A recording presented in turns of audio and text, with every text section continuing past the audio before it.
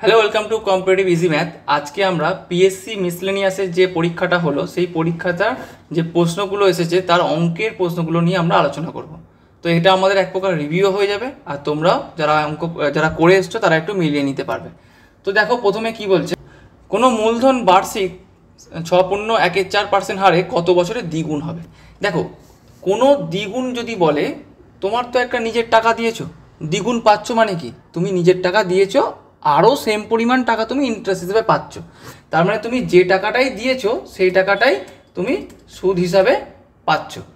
তাহলে I is equal to PRT/100-এ P R I same হবে, কারণ তুমি 1 টাকা যদি পি হিসাবে দাও পাচ্ছ 2 টাকা, তার মানে কি আইটাও হচ্ছে 1 টাকা, তাহলে এটা কেটে গেল। তাহলে 8T = 100, T = 100, আর 6 পূর্ণ 1/4 মানে হচ্ছে 25/4। তাহলে 25 নিচে 4 হলো, ওপরে উঠে যাবে, তাহলে এটা কাটলে 4, তাহলে 4×4 16 বছর টাইম লাগবে। বোঝা গেছে? চলো পরের অঙ্কে যাওয়া যাক। রবি ও মধুর সংগ্রহে থাকা গল্পের বইয়ের অনুপাত 2:3। তাহলে এখন রবি আর মধু, তাহলে গল্পের বইয়ের সংখ্যা কত? 2:3। বলছে গতকাল বইমেলা থেকে 6টি বই মধু নতুন করে কিনেছে। তাহলে দেখো মধু কিনেছে, রবি তো কেনেনি, তাহলে অনুপাত কি বলছে? 1:3। আচ্ছা, রবি কেনেনি, তাহলে রবি কেন 2 থেকে 1 হলো? রবি তো একই থাকার কথা, ও তো কিছু কেনেনি, বাট মধুর বাড়ার কথা। তাহলে দেখো রবিকে আমাকে সেম করতে হবে, কারণ রবি কেনেই নি, রবির তো পরিবর্তন হওয়ার কথাই না। তাহলে এখানে 1 দিয়ে গুণ, এখানে 2 দিয়ে গুণ, একই অনুযায়ী এদিকেও গুণ হবে। পরে কি হবে দেখো, রবি এবার ঠিক আছে, কারণ রবি তো কোনো রকম বই কেনেনি, তাহলে ও সেমই আছে। মধু বেড়েও গেছে, তাহলে মধুর কতগুলো বেড়ে গেল? বই 3টে, তাহলে নিশ্চয়ই 3টে কিনে নিয়ে এসছে। কিন্তু না, আমায় বলেছে 6টা বই কিনে নিয়ে এসছে। তাহলে আমাদের রেশিও 3 মানে অঙ্কের 6, তাহলে 1 মানে 2। কি বলেছে? রবি ও মধুর প্রথমে কটি বই ছিল, তাহলে এটা প্রথমে, তাহলে 2টো বই ছিল রবির, কিন্তু 1 মানে 2, তাহলে 2 মানে 4, তাহলে রবির বই ছিল 4টি, আর মধু হচ্ছে 3, তাহলে 3 মানে 6, তাহলে মধুর বই ছিল 6টি। বোঝা গেছে? তো 4 আর 6 হয়ে যাবে অ্যান্সার। পরের অঙ্ক দেখো, বলছে 1 থেকে 7-এর মধ্যে 7/11 ভগ্নাংশ সংখ্যাটি কতগুলি? কিছুই নয়, 7 থেকে 1-এর মধ্যে, তাহলে এই 7, তার মধ্যে এটা, তাহলে কত হয়ে যাবে? 11। তাহলে 11টি 7/11 ভগ্নাংশ আছে। এ একটি কাজ 9 দিনে করে, বি এই কাজটি 6 দিনে করে। দেখো, এ একটি কাজ 9 দিনে করে, বি কাজটি 6 দিনে করে। তারা তাদের সাথে সি কাজে যোগ দেয়, কাজটি মোট 3 দিনে সম্পন্ন হয়। তাহলে দেখো, তারা একসাথে করছে সিকে নিয়ে, তখন 3 দিনে সম্পন্ন হয়। তাহলে টোটাল ওয়ার্ক কী হবে? এদের লসাগু, সেটা হচ্ছে 18। তাহলে দেখো, টোটাল 18টা কাজ এ 9 দিনে করে, তাহলে এ 1 দিনে কটা কাজ করে? 2টো কাজ করে। 18টা কাজ বি 6 দিনে করে, তাহলে বি 1 দিনে কটা করে? 3টে করে।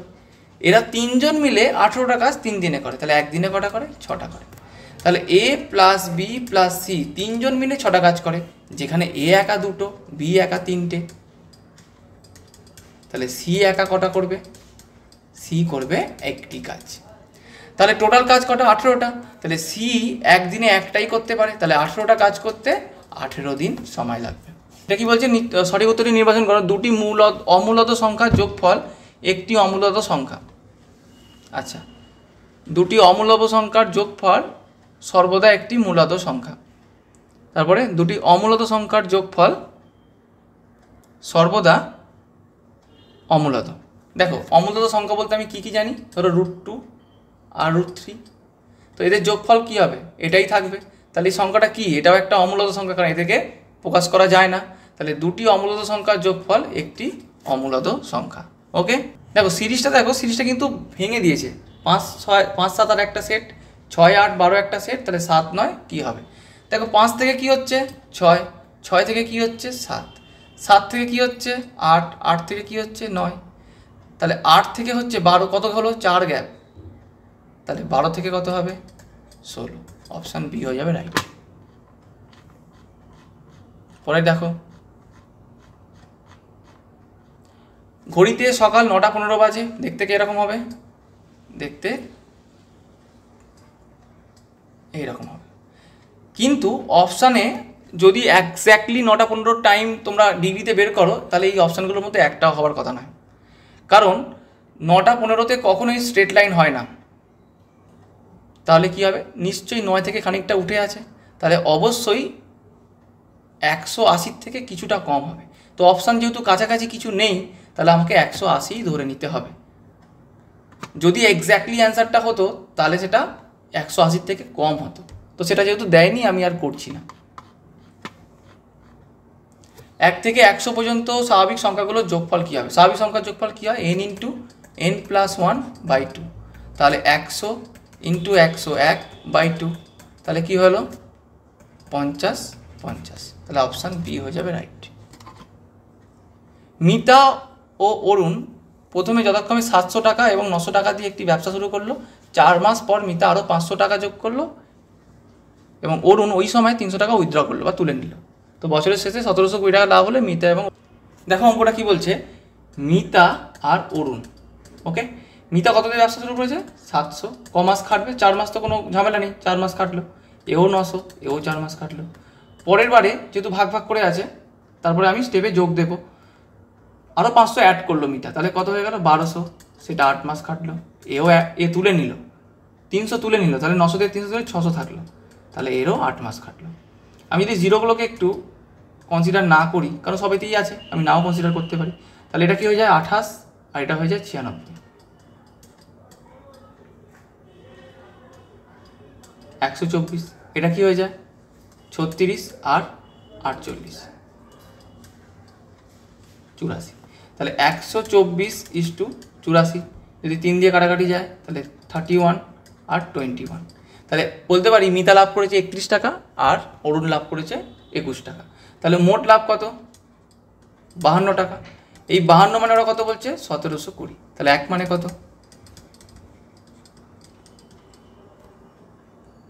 যদি 13 দিয়ে কাটো, 4 যাবে, 13 একে 13, 4 52, 4 13 52, 140। যদি আবার 2 দিয়ে যায় 70, 2 35। তাহলে 1-এর মান হয়ে গেল 35। তাহলে আমার কত কত মান? 21, 31 আর 21। তাহলে 1-এর মান যদি 35 হয়, তাহলে প্রথম জনের লাভ কত? মিতার 31। তাহলে 35 ইন্টু 31,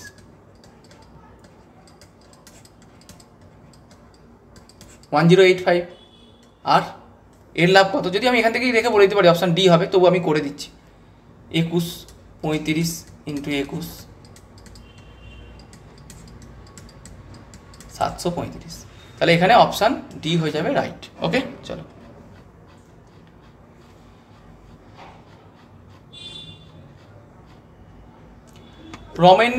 রমেন প্রতি কেজি ব্রয়লার মুরগি 115 করে ক্রয় করে 20% লাভ পেতে চাইলে তাকে কত বিক্রি করতে হবে? আচ্ছা, 20% লাভ মানে কত? 1/5। তাহলে সিপি এসপি, সিপি যদি 5 টাকা হয়, 1 টাকা লাভ, তাহলে এসপি কত? 6 টাকা। এবার ওরা কি বলেছে? 115 টাকায় কেনে, তাহলে 5 আমার হিসাবে কেনে 5 মানে 115, 1 মানে ভাগ করলে হয় 23, আর 6 মানে 23 ইন্টু 6, 138। তাহলে 138 টাকায় তাকে বিক্রি করতে হবে 20% লাভ পাওয়ার জন্য।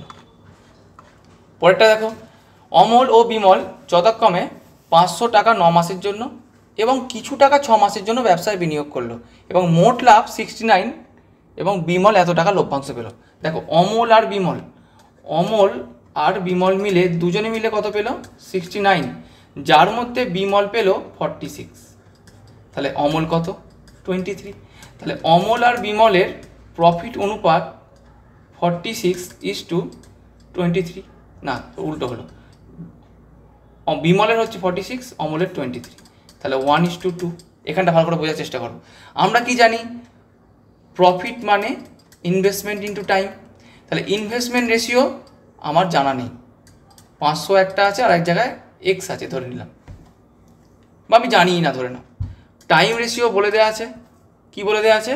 একজন 9 মাসের জন্য আর একজন 6 মাসের জন্য। এটাকে যদি ছোট করে নেওয়া হয় তাহলে কি হবে? এটা 3, এটা 2, এটা 3, এটা 2। প্রফিট রেশিও কি বের করে নিলাম? 1:2। আচ্ছা, যদি পি সমান আই ইন্টু টি হয়, তাহলে আই সমান কত? P/T। তাহলে বলতে পারি ইনভেস্টমেন্ট রেশিওটা প্রফিট রেশিও আর টাইম রেশিওর অনুপাত হবে। তাহলে ইনভেস্টমেন্ট রেশিও কী হবে? প্রফিট রেশিও কত? 1, আর এর টাইম কত? 3। পরের জনের ক্ষেত্রে ইনভেস্টমেন্ট রেশিও কত? 2, টাইম কত? 2। তাহলে এটা কি হবে? এটা হবে 1:3 আচ্ছা এখানে করছি 1:3:1 প্রফিট রেশিও। এটাকে যদি ঠিক করে করা হয় তাহলে কী হবে 1:3, যদি 3 দিয়ে গুণ করে দেওয়া হলো তাহলে কি পেয়ে গেলাম আমি পেয়ে গেলাম দুজনের ইনভেস্টমেন্ট রেশিও 1:3। এবার দেখো প্রথমজন কত দিয়েছে 500 দিয়েছে, তাহলে এই একের মান কত 500, তাহলে 3-এর মান কত 1500। বোঝা গেছে কিছুই নয়, P = I × T, তাহলে I = P/T, তাহলে দুটো রেশিওকে খালি ভাগ করে দিলেই আমার একটা রেশিও আসবে, যেটার সাথে একটাকে রিলেট করে আর একটার মান বের করতে হবে।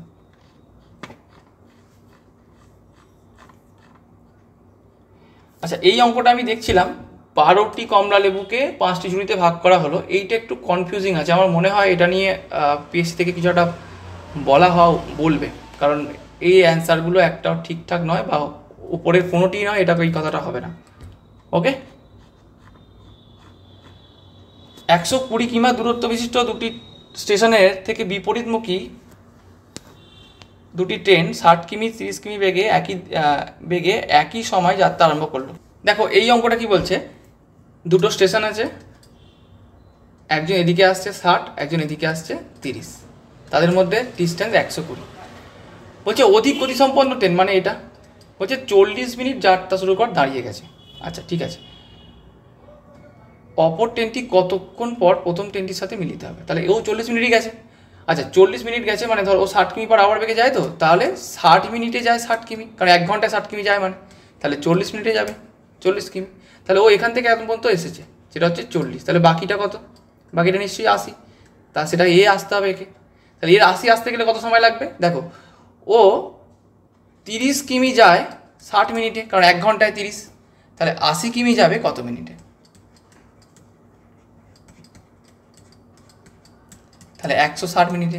তাহলে এ দাঁড়িয়ে থাকার পর দ্বিতীয় ট্রেনটাকে 160 মিনিট এলে তবু ওখানে গিয়ে ও মিলিত হতে পারবে।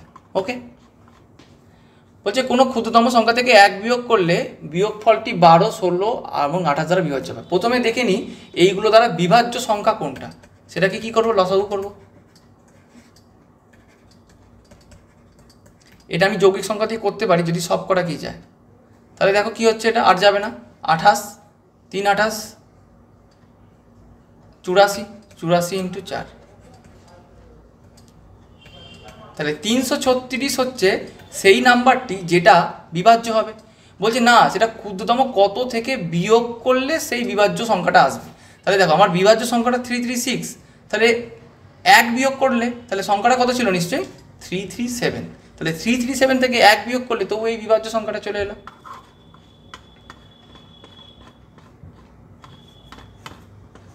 নিজ যাত্রাপথে ঘন্টায় 72 কিমি বেগে গতিশীল একটি ট্রেন 120 মিটার লম্বা একটি প্ল্যাটফর্ম অতিক্রম করতে কত সময় লাগবে। দেখো এটা তো S = D/T বা L/T, এখানে 72 কিমি গতিশীল, কি চেয়েছে, সেকেন্ডে চেয়েছে, আবার মিনিট আছে, মিটার আছে এখানে, তাহলে আমি এটাকে 5/18 দিয়ে গুণ করে কিমি/আওয়ারকে মিটার/সেকেন্ড করে নিই, তাহলে 180 লম্বা,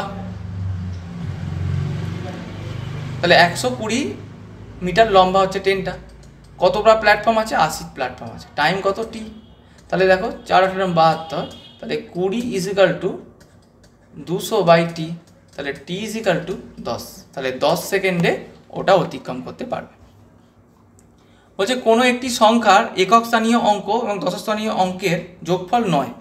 দেখো এটা হতে পারে, এটা হতে পারে, এটা হতে পারে, এটা হতে পারে। অঙ্কদ্বয়ের স্থান পরিবর্তন করলে পূর্বের এবং বর্তমান সমন্বয়ের অন্তর হয় 9। দেখো অনেক কম অন্তর হচ্ছে, তাহলে এটা ভেবে দেখো নিশ্চয়ই ওরা খুব কাছাকাছি আছে। দেখো এইটা যদি উল্টে দাও অনেকটা বেশি অন্তর হবে, এটা যদি উল্টে দাও আরও বেশি অন্তর হবে, এইটা দেখো একমাত্র 9 অন্তর হবে, তাহলে 4 5, তাহলে সংখ্যাটি কত 54। আমি অপশান টেস্ট করেই বলে দিতে পারলাম।